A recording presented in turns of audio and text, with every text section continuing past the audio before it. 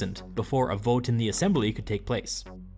From what we can tell, tens of thousands showed up on a regular basis to make their voices heard. Before the voting, any relevant speakers were invited onto a stage to make their case before the crowd. Voting was done by a show of hands, and it's important to recognize that there was no secret ballot. Everybody knew how their friends and neighbors were voting, and they weren't shy about telling them if they disapproved. By the way, in Athens there was no such thing as an ironic detachment from politics. Good citizens had strong political opinions. This level of public engagement is what people mean when they say Athenian democracy, and there's never quite been anything like it. But it's not like the old oligarchs gave up all of their power. Solon set up a new council, separate from the Areopagus, called the Boule. This council was responsible for deciding what went before the assembly for a vote. With all of its legislative authority taken away, the old Areopagus was left with virtually no power. I want to talk about how this council was organized, but first I need to quickly explain how Solon reformed the Athenian class structure. He divided all Athenian citizens into 4 economic classes. For our purposes today, all we need to know is that these classes were basically the ultra-rich, the very rich, the moderately rich, and everybody else. So, Solon used these 4 classes to inform the makeup of his new council, allowing each class to appoint 100 men to the Boule. The fact that 300 of the 400 members were appointed by rich people was by design. Make no mistake, this was aristocracy by another name. We don't exactly know how people got appointed to the council, but it's safe to assume that each class held some sort of internal election. Speaking of elections, the 9 archons of Athens were no longer appointed by the Areopagus, and were instead elected by the people. Each of the 4 economic classes held its own election. Poor Athenians couldn't be candidates themselves, but they could vote for rich people who aligned with their interests. The 10 candidates from each class with the most votes were all mixed together into one group of 40. Of these 40 candidates, 9 names were picked at random, and these people became the Basilius, the Polemarch, the eponymous archon, and the 6 junior archons. Again, this system was stacked in favor of the rich, but it was a step in the right direction. At the time, the Athenians justified the randomness in these elections with piety, saying that they always liked to give the final say to the gods. In practice, this was a pretty simple way to reduce the influence of money in politics, since no amount of bribery could ever guarantee a result. Under this new democracy, Athenian politics flourished. Pretty quickly, 3 major factions emerged, each vying for power. First, there was the Plains faction. These people tended to be rich landowners who lived on the plains outside the city. The Plains faction were the remnants of the old landed aristocracy. Consequently, they fought to preserve the prerogatives of the rich and opposed any further political reforms. As landowners, they worked to protect their profits by opposing any initiatives that would lower the price of food. Next, there was the Hill faction.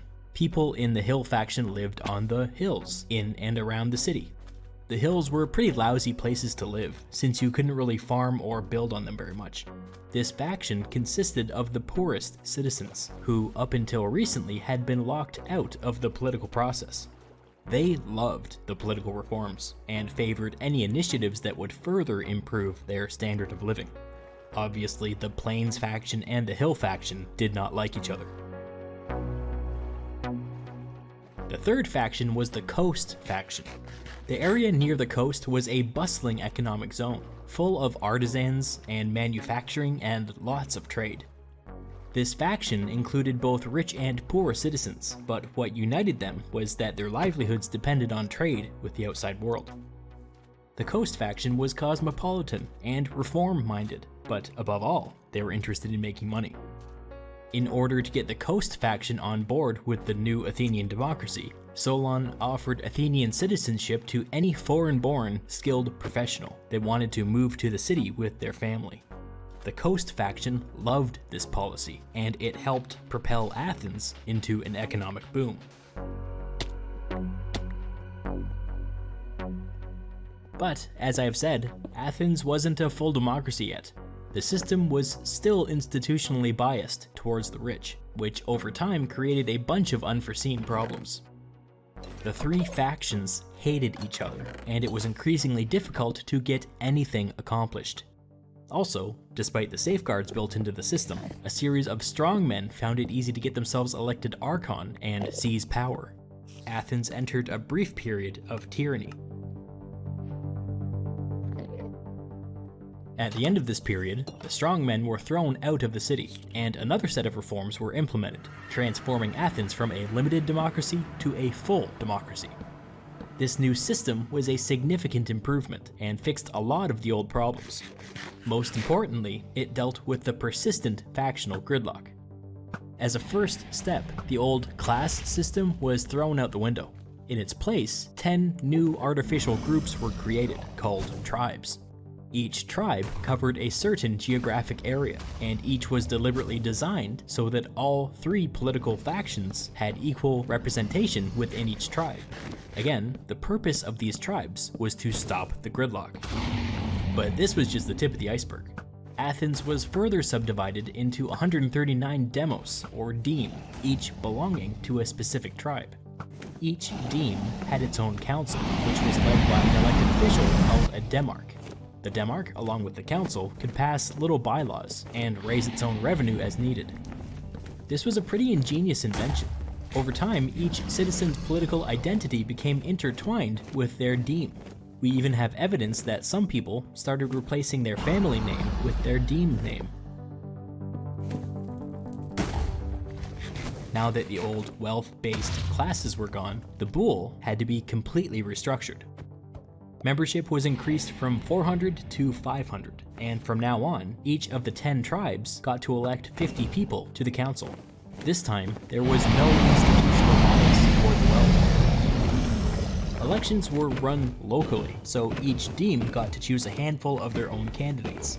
All candidates from the same tribe were pooled together, and 50 to represent their tribe in the boule for that year.